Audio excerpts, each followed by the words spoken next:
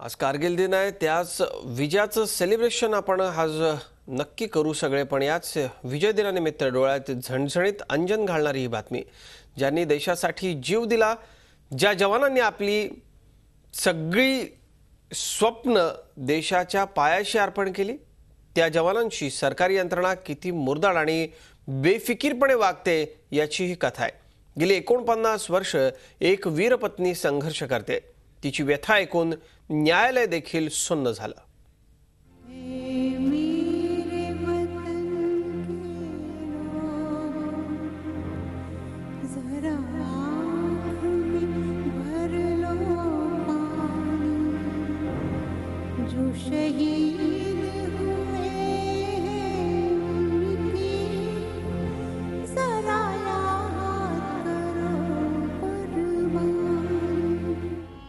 August, 26 जानेवारी, कारगिल विजय दिन.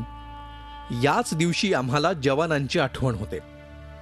पण वर्षातले इतर दिवस जवानांच्या हौतात्म्याचा सन्मान ठेवण्याचं भान या देशात नाही. त्याचं धडधडीत उदाहरण म्हणजे इंदिरा जाधव. युद्धाच्या कथा इतरांसाठी रम्य असतील, पण 1965चं युद्ध आठवलं की आजही इंदिराबाईंच्या अंगावर काटा येतो. 1965च्या युद्धात त्यांनी त्यांचं सौभाग्य गमावलं आणि त्यानंतर सुरू झाला तो अखंड संघर्ष. रत्नागिरी जिल्ह्यात राहणारे बाबाजी जाधव 1965ला पाकिस्तान विरुद्धच्या युद्धात शहीद झाले.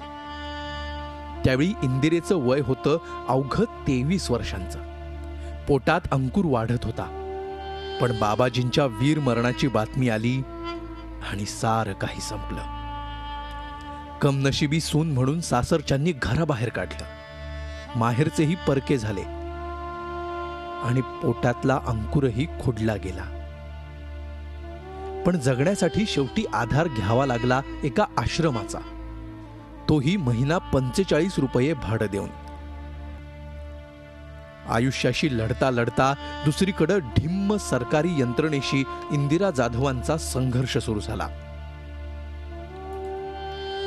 तत्कालीन पंतप्रधान लाल बहादूर शास्त्री यांनी इंदिरेचं सांत्वन करणारं पत्र पाठवलं. पण त्यानंतर सरकारला या वीर पत्नीविषयी ना खेद ना खंत.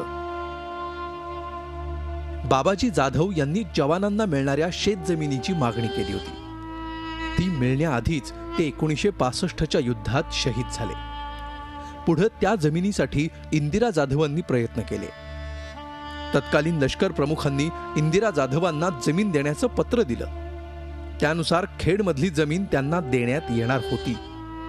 पण तो निर्णय रद्द करून पोमेंडीमध्ये जागा द्यायचं ठरलं. पण ओसाड जागा असल्यामुळं इंदिरा जाधवांनी ती जमीन नाकारली. त्यानंतर ही जमीन लालफितीच्या आणि बेफिकिरीच्या कारभारात अडकली ती आज तागायत.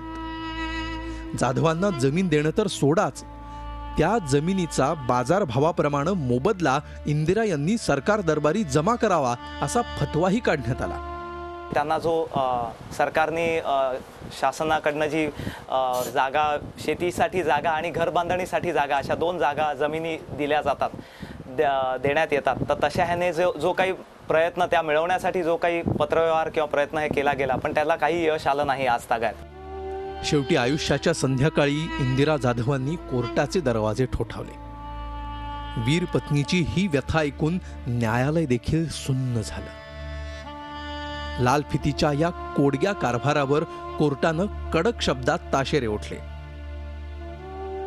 इंदिरा यांना न्यायालयाची पायरी चढावी लागलीच कशी? सरकारनं आश्वासन पाळायला हवं होतं. अशा प्रकरणात कुठल्याही युक्तिवादाची गरजच नाही.